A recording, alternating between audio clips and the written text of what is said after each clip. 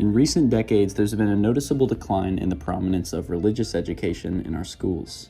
Once considered an unshakably important aspect of academic instruction, religion has made its gradual decline from the forefront of education as broader society shifts towards secularism and pluralism. This transformation has sparked plenty of debate surrounding the role of religion in schools. How does the absence of religious education affect students' holistic development?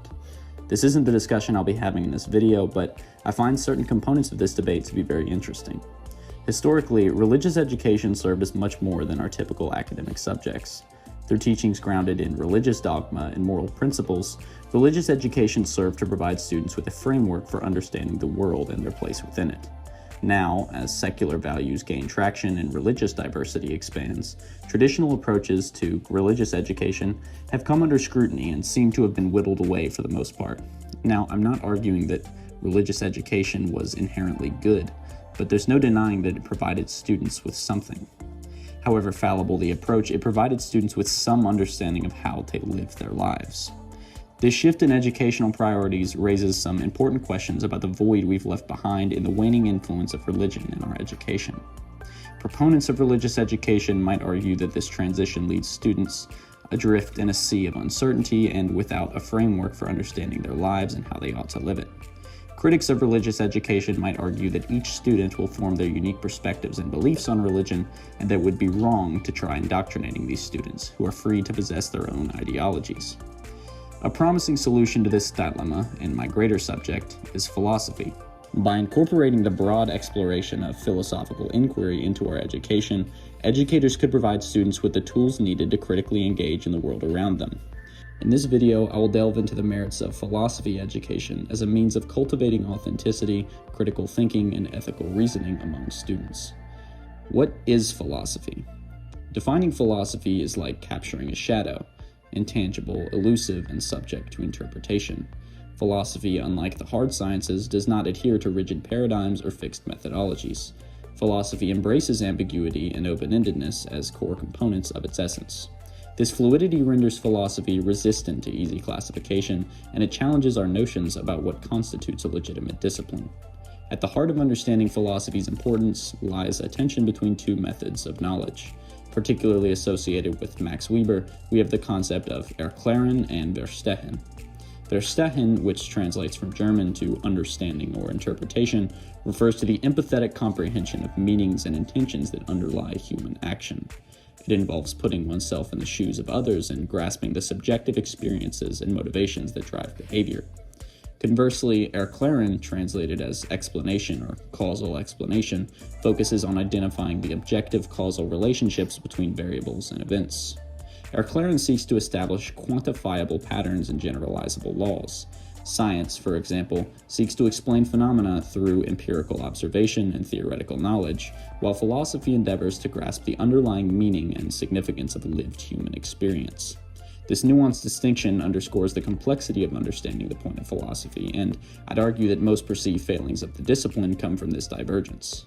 At the forefront of these perceived deficiencies lies the pervasive misconception of irrelevance and impracticality. Critics of philosophy and its integration into core education as an extension argue that philosophy lacks any tangible utility, serving as little more than an intellectual exercise devoid of real weight. Such assertions, however, fail to understand what philosophy even is. In modern society, I would say that we've adopted a toxically objectivist view of reality.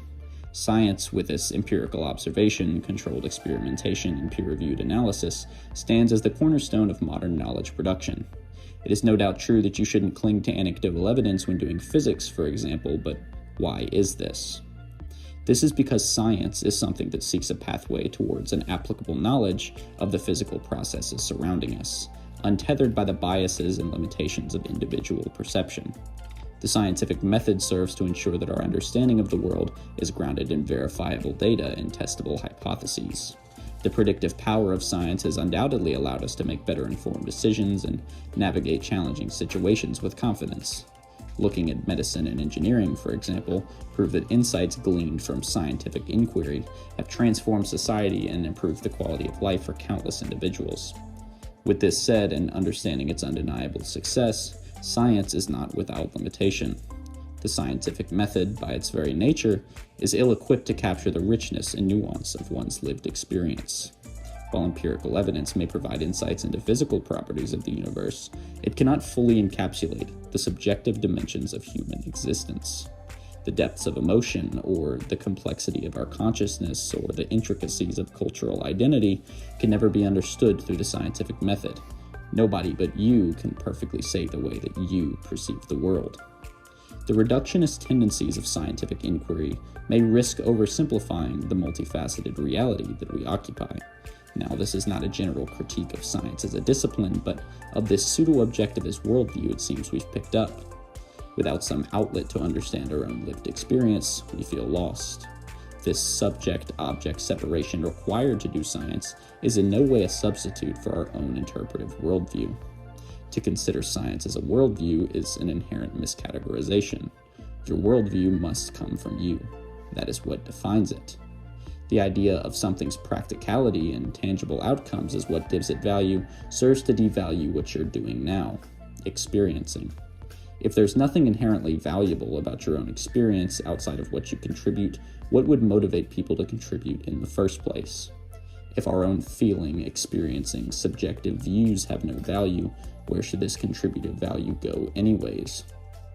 The same reason philosophy might seem so artsy and useless is frankly the same reason we feel so alienated from our world, and exactly what philosophy as core education would seek to address.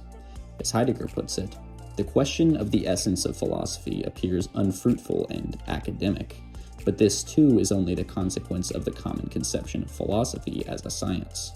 For instance, a philologist is not interested in the essence of philology, but the philosopher occupies himself seriously with the essence of philosophy before he turns to positive work. The fact that philosophy constantly has to attain clarity on its own essence is a deficiency only if science is cited as the norm. Specifically in regards to education, it might seem stupid to teach our children about something that seemingly has no point. To this, I would say that philosophy is its own self-justifying process. Let's revisit the original contention that philosophy is artsy or useless. Something is valuable if it is useful. This is a pragmatist point. This is philosophy. The point is, to understand why philosophy is so important is to philosophize. Philosophy is something we're already doing. By ignoring it in core education, people leave school doing philosophy all the same, only doing it worse. Now, I'm discussing philosophy as being good within education, but what makes good education good? What makes bad education bad? Frankly, our traditional education system, with its emphasis on rote memorization, standardized testing, and hierarchical authority, stands as a relic of an outdated paradigm. At the heart of this critique lies the inherent tendency of education to perpetuate inequality and stifle intellectual curiosity. From a young age, students are subject to rigid assignments, authoritarian structures, and standardized assessment, and lead us to prioritize conformity over creativity. This one-size-fits-all approach fails to acknowledge the individual strengths and weaknesses present in each student. In contrast to this hierarchical model, Jacques Rancière proposes a vision of pedagogy rooted in intellectual freedom.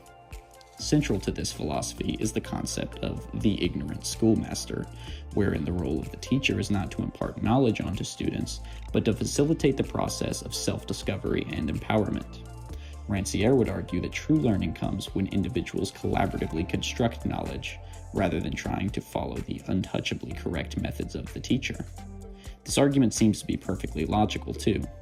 Universally, you gain more when you connect with the content you're being taught. When I'm able to grapple with my own lack of understanding, that is what the process of learning is all about. It's important to make the distinction between an answer and knowledge. I might absolutely know that 1 + 1 is 2, 2 + 2 is 4, 3 + 3 is 6, and so on, but can I actually say that I can do math if I've just memorized this list of answers? Well, of course not. To understand what 2 + 2 even entails, I must understand the process of addition. So why is the education system, the very vessel of learning, so focused on these answers? I can name plenty of tests I've scored well on that I didn't have any real understanding of, but merely knew the specific facts to spill onto my paper in order to receive a favorable letter grade. That understanding came directly from my teacher, and I never questioned their methods because their authority required me to regard them as true. In the context of Rancierian philosophy, philosophy emerges in education as a vehicle for self-actualization and intellectual liberation. As I've pointed out, unlike other academic disciplines, the process is what philosophy is. Through philosophical inquiry, students become active participants in the process of knowledge production and effectively reclaim agency over their own intellectual development. With that said, philosophy as core education doesn't require me to think under the ideal of a Rancierian education system at all.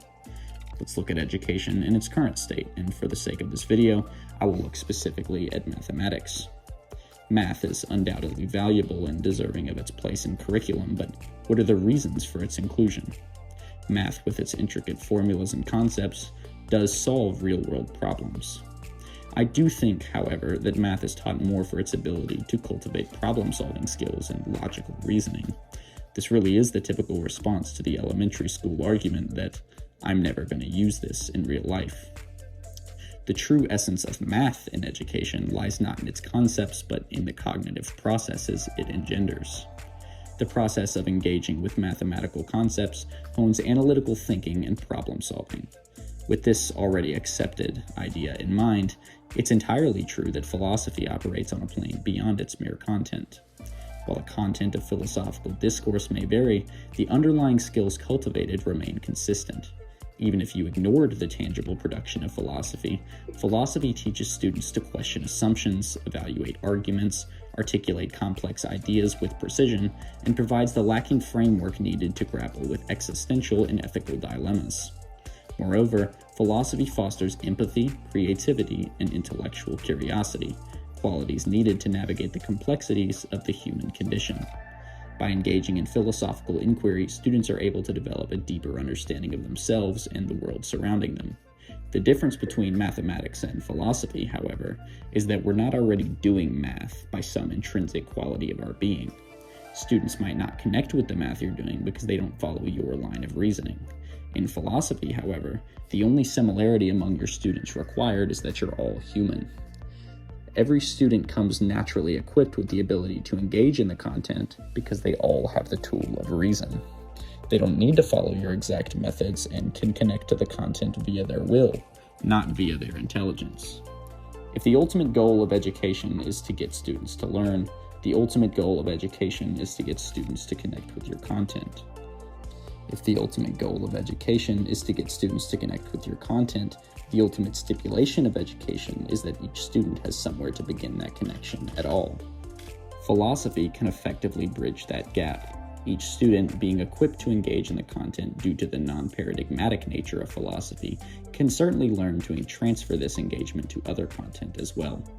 In summation, the inclusion of philosophy in school curricula is not just a matter of academic discourse, but a crucial step towards nurturing well-rounded humans in society, equipped to navigate our incredibly complex world.